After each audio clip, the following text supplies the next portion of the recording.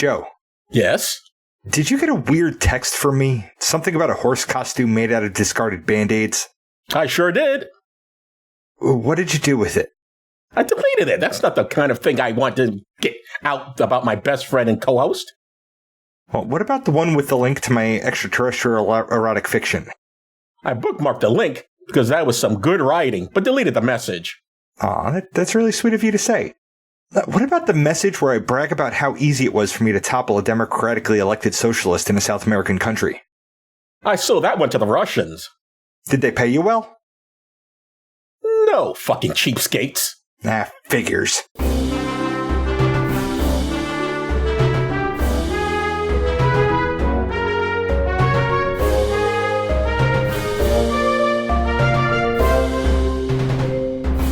Welcome to Does This Still Work? The podcast looks at always and asks, does this still work? I'm Joe Dixon. And I'm George Romaka. And today we're discussing The Falcon and the Snowman from 1985 and some historical context. First, podcasty stuff. We're excited to announce that we've joined the Creator Accountability Network. CAN is a nonprofit dedicated to reducing harassment and abuse through ethical education and a system of restorative accountability. We joined because we care about the safety and well-being of our community members. If you feel our behavior or content has harmed someone, please report it to CAN, either via the reporting form on their website, creatoraccountabilitynetwork.org, or via their hotline at 617-249-4255.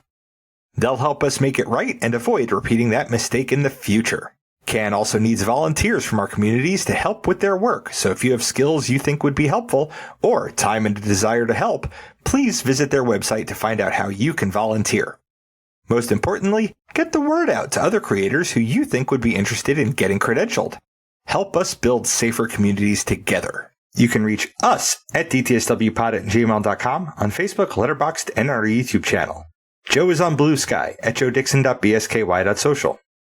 Please tell your friends about us, even the ones whose best friends are birds, and leave 5-star ratings everywhere. You can pick what we watch and get extra per episode content by funding us on Patreon for as little as $1 a month at patreon.com/dtswpod.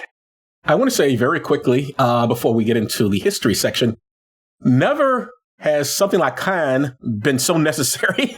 We really do need to stick together because it's really gone fucking crazy out there. Yeah, agreed. Okay, George, take us back to 1985. And that's the way it was. The protagonists in this film get themselves into some Cold War espionage and operate out of California, mostly. So we'll be looking at spy news from 1985, starting with this from the Freelance of Hollister, California. Joe, give us the headline. 1985, a bad year for spy game. Defectors, slip-ups, family ties, and secret dust grabbed big headlines. We'll get to the dust in a minute. The preponderance of technology in the 1980s made spying both easier and more lucrative.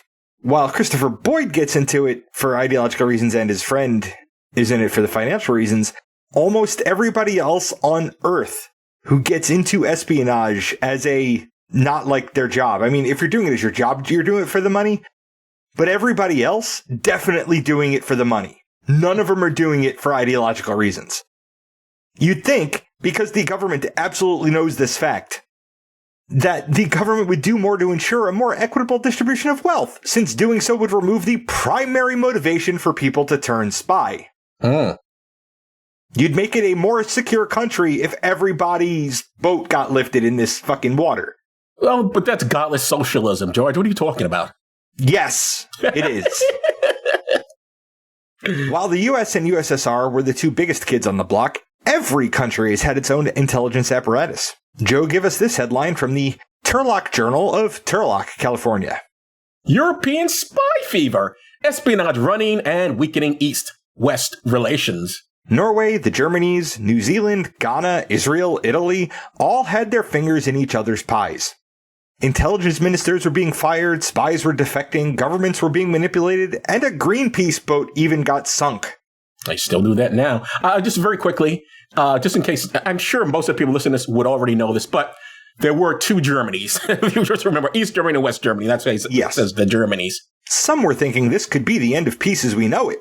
The experts were less concerned because espionage has been part of politics since politics existed, and that wasn't going to change anytime soon, and it never stopped the world from spinning before. And it would seem, given gestures broadly at everything, that the experts were right.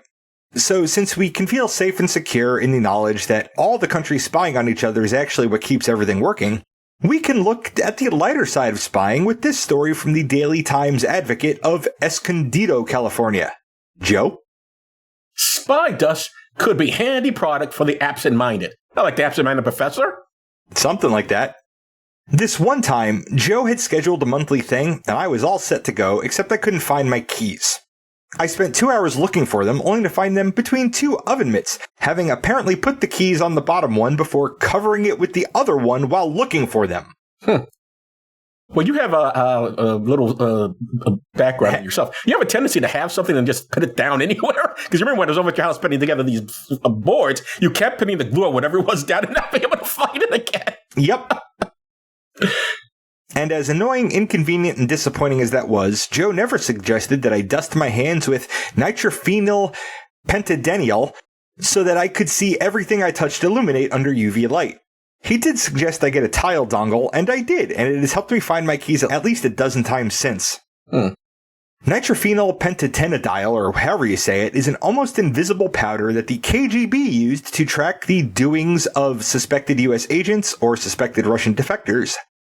In the article, a now dead low-level racist posits that it could have helped the average person find their keys or figure out who left the iron on or who ate the last cookie in the cookie jar. Never mind that if you used it that much, literally everything would be covered with this stuff. Good thing it was mostly non-toxic. Why was this person a low-level racist? It was Andy Rooney. Ah, okay. He wrote the article. All right. Okay, Joe, let's talk about Falcon and the Snowman. All right.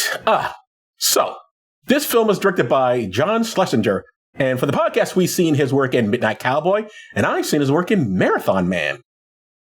It was written by Steven Zalin.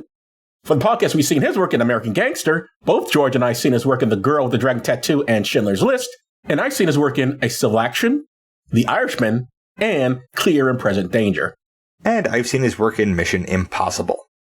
And it was also written by Robert Lindsay, but we didn't see any of his stuff, so He's sorry, Robert. A one credit. Yeah, he's got very few credits. I don't know what happened to after that. Anyway, let's get into the blurbs. IMDb says the true story of a disillusioned military contractor employee and his drug pusher childhood friend who become walk-in spies for the Soviet Union. Okay. I guess that's accurate. Oh, it's weird they say walk-in spy. I mean, they literally did walk in, but it was I think that's why they say it. But I mean, it makes it sound like in the Soviet Union, which is not where they did it. It was in Mexico. Yeah. It doesn't matter. Well, technically, an embassy is that country in another country. You are correct. That is true. Yeah. Okay, so I stand corrected.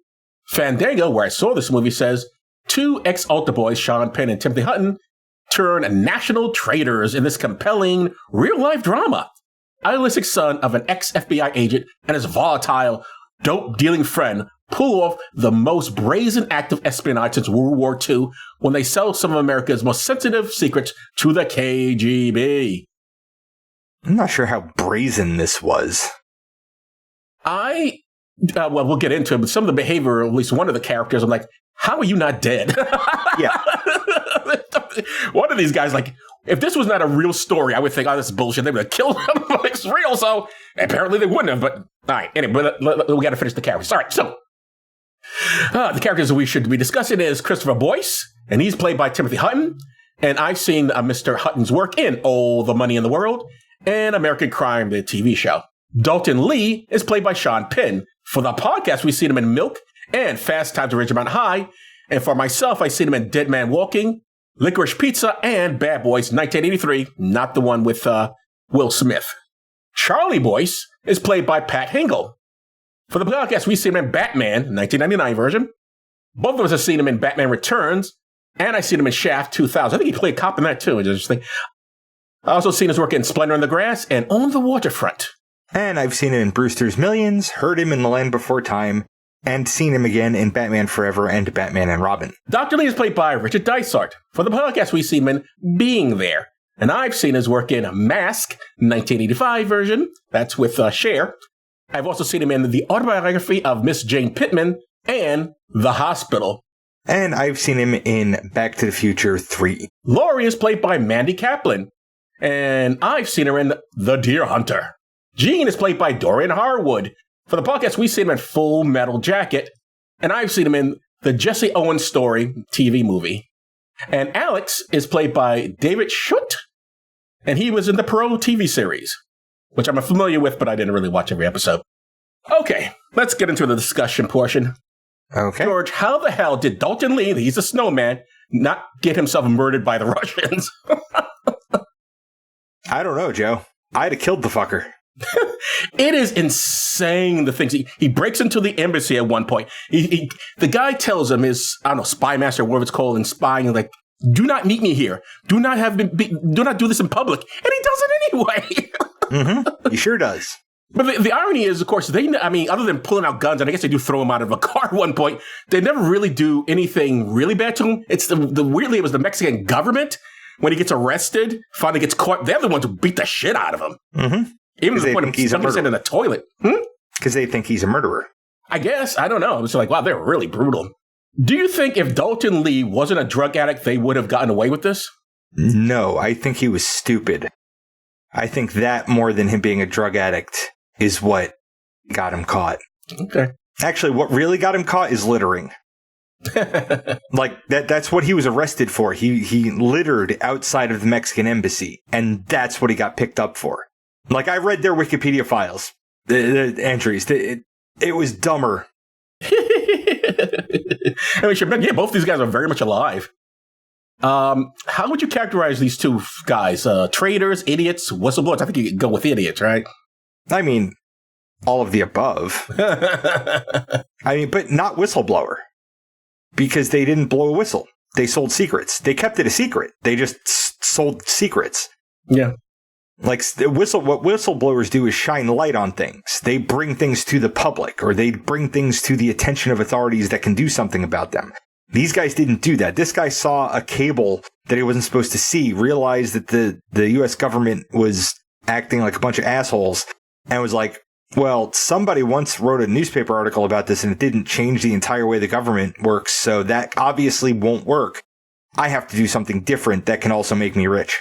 Yeah, that is the weird thing about this. Like, okay, it was leaked before and people knew about it, then change anything. Oh, okay, fine. But how did you give it to the Soviet Union to make things better? That doesn't... Because that's not trying to make it better. He's trying to exact revenge on the U.S. government. Like, he's trying to stick it to the government, not make good changes. Very odd. And what, you mentioned it before, what would you say is their ideology? Well, his ideology is he wants to be a rebel. That's what Boyd's ideology is rebellion. He wants to rebel. He escaped from fucking prison. Yes, he would later, yeah. He escaped from prison, stayed out for a while, but then got caught and sent back. He served like 25 years total. And he was sentenced to 40. He served 25. And then he married the lady that was lobbying to get him released. Which happens a lot for some reason. Yeah. Maybe I should go to jail and see if I can get out. That's how I can No, Joe, you're black. That'll end differently for you. Probably. Given gestures broadly. And for the snowman, Sean Penn's character is just money, right? They had no... Yeah, that's all he had, is he just wanted more money. Although weirdly, because he initially says, I mean, I know why he changes his mind, but he does initially say, like, I'm not spying on you. If he was really a friend of this dude, he would have went, okay, sure, I'll do that, and then went to his parents and went like, your son has lost his goddamn mind. You need to talk to him because number one, he wants to recruit me to help him spy. Not a great idea. Number two, he wants to spy. He's going to get caught eventually and go to jail for a long time.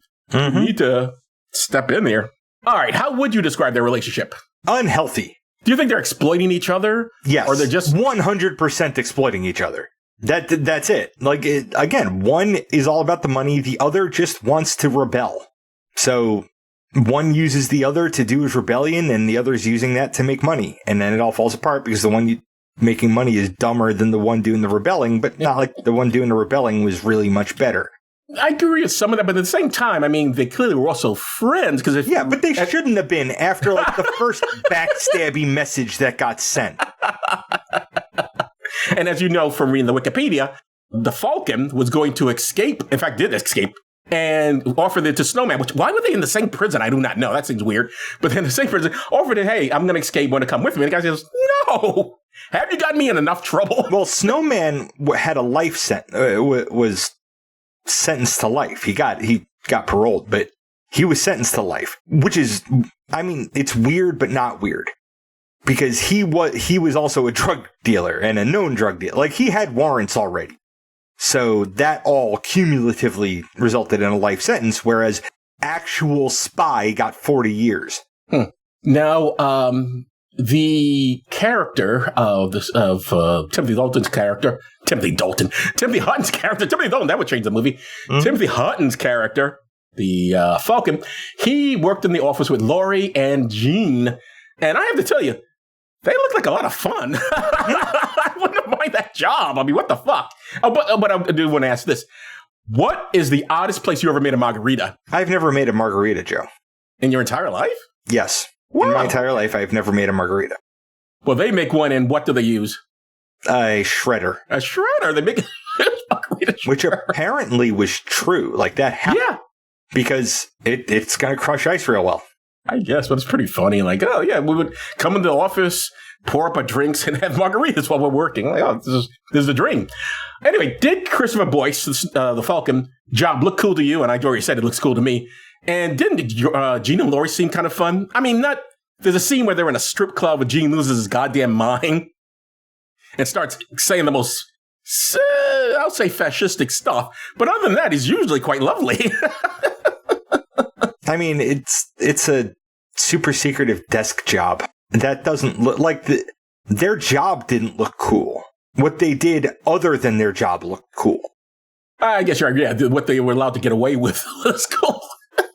I mean, they're playing board games in the office, for God's sake. Like, holy crap. But no one's overlooking them because it's so But of course, they're secret. playing Risk. Yes. It's really funny.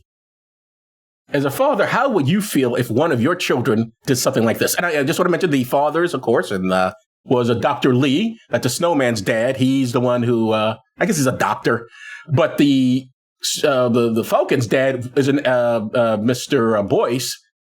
He is a ex-FBI agent. So for him, it must have been particularly humiliating. Yeah, but like their relationship was okay.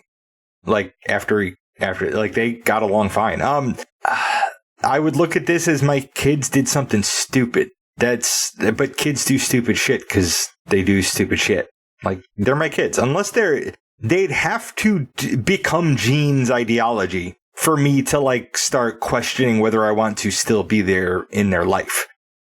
Speaking of Gene, the Dorian Hardwood character, why do you think the Russians thought he was the spy?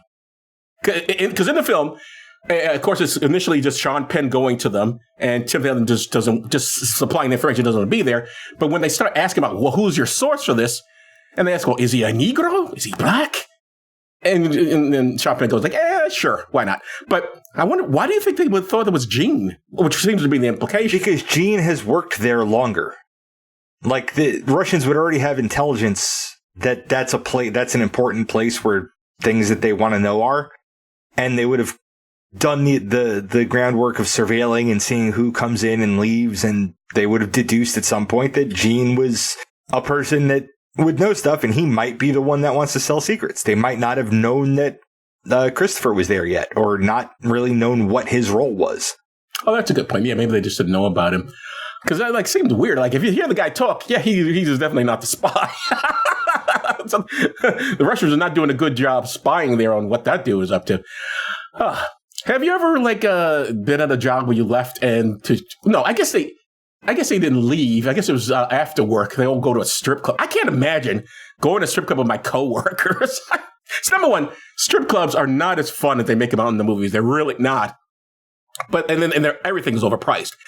But on top of that, they're just sitting at the table, just cheering on them, like they're having a great time. Like, what? That part I wasn't in love with. That I wouldn't want to do. I mean, I went to a strip club with a bunch of ordnance men in, where the hell was that? Naples, Italy. You saw nipples in Naples? Yes, Joe. Did you enjoy yourself? I wasn't as drunk as my buddies were, and I had to drag one out before he spent way too much money. That's a recurring theme, unless it's the same guy, that you bring him a lot in your Navy days. Like, you had to drag this guy, you had to get him out of there because you had to get to the ship and he was pissed at you. Yeah, I tend to help people and I tend to be the more sober of the people around, even when I was drinking. That's funny. Yeah, strip clubs are no fun. I don't get to. Yes, I like. So that said, like after I got out of the Navy, when my mom had a heart attack and I went back to Florida to visit, like me and my cousin and my brother went to a strip club and I spent money and spent like an hour in the champagne room with somebody who sat in my lap and just we cuddled and we talked about music and it was actually a really lovely experience. You're allowed to you're allowed to touch in the champagne room. I was allowed to touch anything that had that didn't have clothes on it. But I generally, like, it's not like I was, like, it was, I don't know. I was being close to a pretty girl, and it was nice. That was... Okay. I never made it to the champagne room, so I don't know. My experience is just... It's expensive.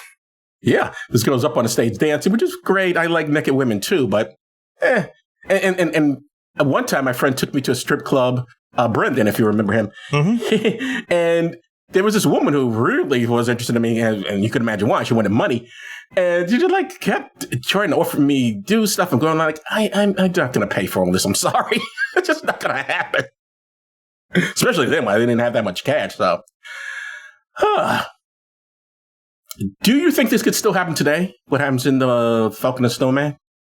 Sure. I don't, not the exact same specific circumstances. Technology is different and the way information is controlled is different, but there is no such thing as a 100% secure system. And if there's something that you want to keep secure and that somebody else wants, there's a market for it. So I think that forever we will have, again, until there's not a reason for people to want to sell shit that's not theirs, people are going to want to sell shit that's not theirs, and some of those things are going to be secrets. What do you think of someone like Edward Snowden? I don't know enough. Like, he's got a point, but also you have to dig to find that point. And it's not worth everything else. I don't think he's as much of a hero as some corners of the internet think he is, but I also don't think that he's like the Antichrist like some corners of the internet think he is. So...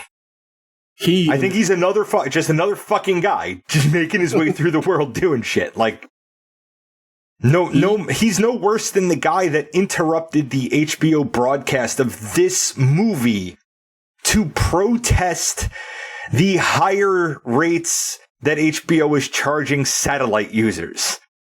Like, there was a satellite operator in Florida who interrupted this movie, the first 4 minutes of this movie, with just the color bars and a message calling himself Captain Midnight, saying $12.99, come on. The history of someone interrupting transmissions actually happens very rarely in this country, surprisingly. I think it happened more often, at least to me.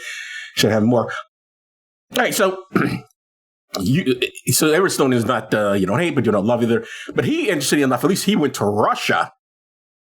He's the Snowman is offered, the Sean Penn character is offered a chance to go to either stay in the United States or go to Russia. Well, given those options, which one you've taken? If I was the Snowman? Yeah. Russia. I'm not going back to the place that has a warrant for me. And will know who I am as soon as I walk across the border. But he doesn't speak Russian. Immersion is a great way to learn a language. Yeah, I mean, what you're saying makes sense. It probably would have been wiser for him to just defect. Because he wouldn't have gone to jail, that's for sure. I mean, I don't know how he would have supported himself in Russia. Maybe they would have set him up with something. But I'm surprised that an offer was even made. Because he was so annoying. They just found him so goddamn annoying. He was an extremely annoying character, yes. And again, he just did the most craziest stuff in this picture, which again, if it wasn't real, I would think was bullshit. Because Jesus Christ, I think dude. Even the real shit in this is bullshit. A lot of it's bullshit. Like, oh, do you think so? There's reason to think that the whole narrative about the Snowman trying to blackmail the Falcon to keep doing the spy thing was just concocted to try and get a lesser sentence. Oh, yeah. Yeah, I saw that. So, interesting movie. So, I guess the question now is, does it still work? Yeah, there's nothing in it to make it not work. It's a snapshot of a thing that happened. And like most of the things that are based on true stories, it's not 100% true, but it's good enough. I enjoyed it. I assume you've never heard of this movie. No, I mean, I'd seen it approaching on our list for years. But no, other than that, I'd never heard of it. I didn't particularly enjoy it. I found it hard to focus on it. And Jesus Christ, I wanted to punch Sean Penn's character in the fucking face like every 5 minutes. But me being annoyed at a movie doesn't mean it doesn't work. Well, that means he was doing a great acting job. Yep. Because his character is supposed to be the... You have to wonder, why was he... Well, how did this man have any friends? He's exasperating. And that's without the drugs. When he's off drugs, it's even worse. Just craziness. Okay, what's up next? Well, next week we'll be talking about Coffee and Cigarettes from 2003. Which I don't know why. It feels like a similar movie. Oh, it's so not. Okay, good. It's so not a similar movie. Well, obviously, there's another film you've never heard of, right? Right. Mm. Well, it should bring you back to... I mean, do you still drink coffee? Black, yep. All right, so at least half of it will bring back memories. Well, you've had coffee and cigarettes together. I smoked cigarettes, so I have memories of them. Yeah, so they'll bring back some wonderful memories of your coffee and cigarettes days. Sure. And that's from 2003. Join us then, won't you? So I guess that's it for this episode. I'm Joe Dixon. Thanks for listening. And I'm George Romaka. Thanks for listening indeed, because if a podcast drops and there's nobody around to hear it, just another collection of ones and zeros that doesn't matter. You've been listening to Does This Still Work? Produced by Joe Dixon and George Romaka. This content is CAN credentialed, which means you can report instances of harassment, abuse, or other harm on their hotline at 617-249-4255 or on their website at creatoraccountabilitynetwork.org. The hosts can be reached via social media, email, or the contact page at dtswpod.com. Be good to yourself and others, because that still works.